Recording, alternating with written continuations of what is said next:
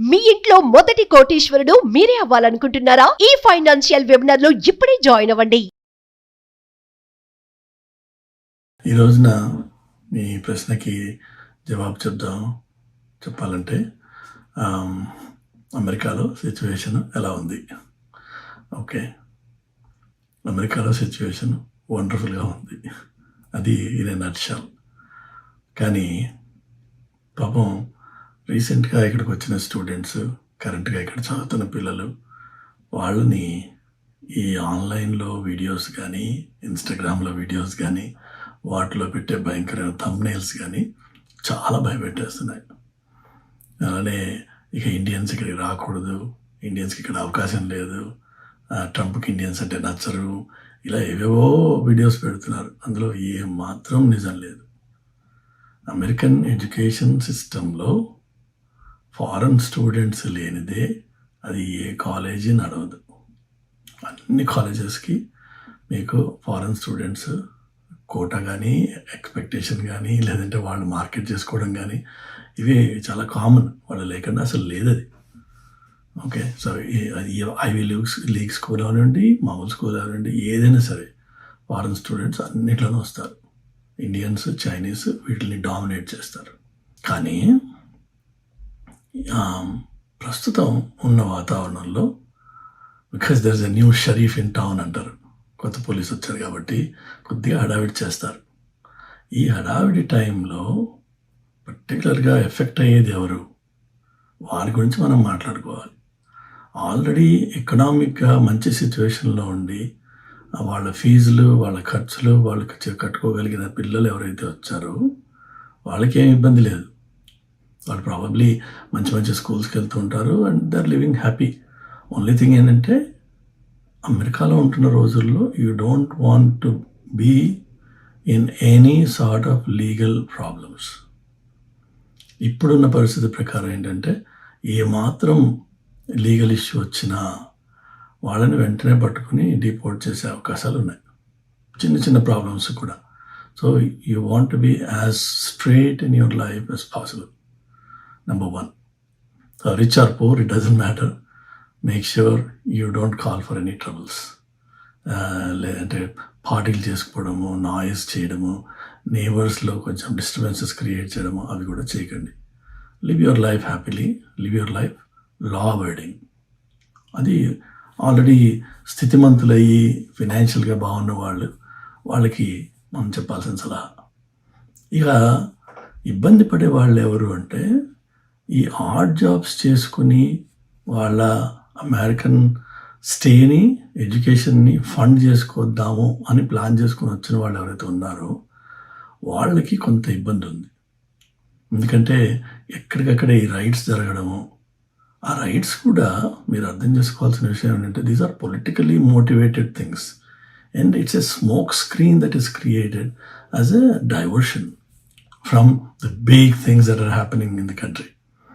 ఈ ఆల్రెడీ నిన్న మొదలైనవి ఏంటి టారిఫ్ వార్స్ అండ్ వాటిల్లో మంచి బ్యాక్లాష్, స్టాక్ మార్కెట్ క్రాష్ అవ్వడము అన్నీ జరుగుతున్నాయి.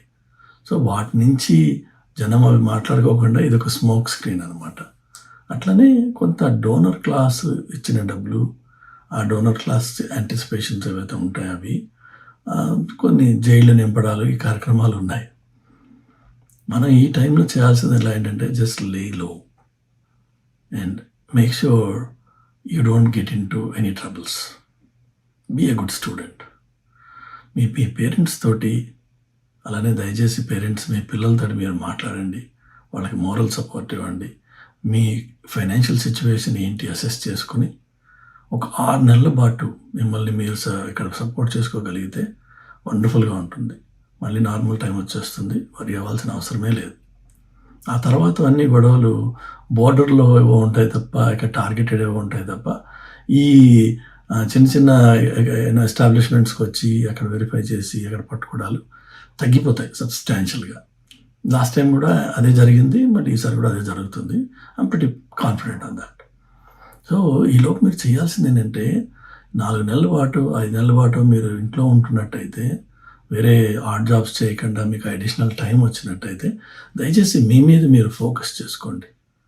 చక్కగా ఏదైనా డేటా అనాలిసిస్ స్కిల్ అటు గూగుల్ జీసీపీలో కానీ ఏడబ్ల్యూఎస్లో కానీ మైక్రోసాఫ్ట్ వెబ్సైట్లో కానీ వెళ్ళి ఒక స్కిల్ బిల్డ్ చేయండి. మీకు మీ కాన్ఫిడెన్స్ డిఫరెంట్గా ఉంటుంది. మీరు స్కూల్ అయిపోయి బయటకు వచ్చినప్పుడు you will be in a different zone altogether. So ఈ నెగటివ్ టైంని మీరు పాజిటివ్గా కన్వర్ట్ చేయండి. You will be winner out of this. అది నా సిన్సియర్ అడ్వైస్ టు యూ. అట్లనే పేరెంట్స్ ప్లీజ్ మీ పిల్లలతోటి ఎంత ఫ్రీక్వెంట్గా వీలైతే అంత ఫ్రీక్వెంట్గా మాట్లాడండి, ఆనెస్ట్గా మాట్లాడండి. మేక్ ష్యూర్ వాళ్ళకి ఏ రోజున కూడా మోరల్ సపోర్ట్ లేదనే వాళ్ళు ఒంటరితనము ఫీల్ అయ్యే అవకాశం లేకుండా చూడండి వాళ్ళకి. ఒకవేళ వర్స్ట్ కేసు మీరు ఏమీ చేయలేము అనుకున్నట్టయితే మీరు ఇండియాకి వెళ్ళిపోండి. ఒక లాజికల్ బ్రేక్ తీసుకుని మీ క్రెడిట్స్ మీకు ఎక్కడికి పోవు. 1 year బ్రేక్ తీసుకుని కొంత ఫైనాన్షియల్గా మళ్ళీ సాలిడిఫై అయ్యి మళ్ళీ వెనక్కి వచ్చి మీరు కంప్లీట్ చేసుకోవచ్చు.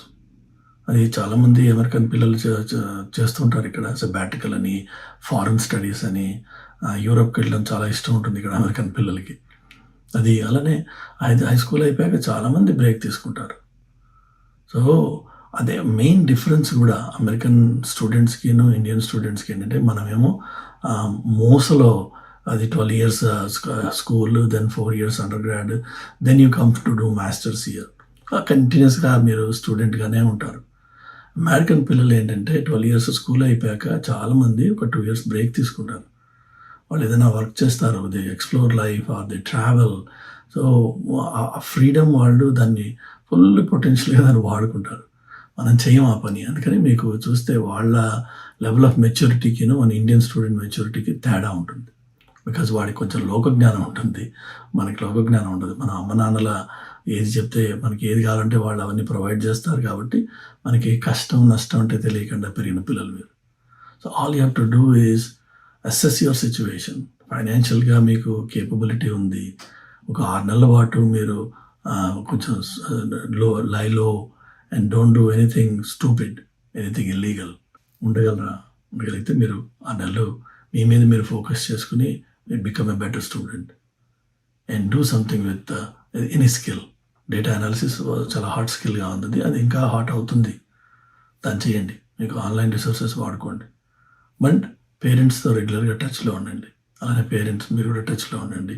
And end of the day ఈ ఫేజ్ ఇది ఇట్స్ ఎ టెంపరీ ఫేజ్. ఇది పాస్ అయిపోతుంది, మళ్ళీ నార్మల్ లైఫ్కి వస్తుంది. And again you will go back. అట్లానే వెకేషన్ టైం వచ్చినప్పుడు వీలైనంత మటుకు ఇంటర్న్షిప్స్ కోసం అప్లై చేయండి. మీ సీనియర్స్ రాని వాళ్ళు, ఫెయిల్ అయిన వాడు ఎవడో చెప్తారు, అవన్నీ మనకి రావరా బై, ఓన్లీ అమెరికన్స్కి వస్తాయి. నమ్మకండి ఆ మాటలు. అందరికీ అవకాశాలు వస్తాయి. కమ్యూనికేషన్ మీద వర్క్ చేయండి. చక్కగా మీరు ఇంగ్లీష్ మాట్లాడండి. మీరు ఇంగ్లీష్కి బాగా స్పీకింగ్ కంట్రీలో ఉన్నారు కదా. So you have to be fluent in English. You should be able to express yourself in English clearly. మన దేశీ ఇంగ్లీష్ నుంచి బయటపడి English so speaking versus talking అని నేను అంటుంటాను అన్నమాట, తేడా అది. So try to speak English, not just talk in English. That's a huge difference between the two. అంతే. ఈ సింపుల్ ఫార్ములా మీరు ఫాలో అవ్వండి, then you will be happy again. ఈ బయట ఈ నాయిస్ని కొంచెం తక్కువ అటెన్షన్ పే చేయండి. Okay, good luck to all of you. And if there is anything I can do for you, please do let me no.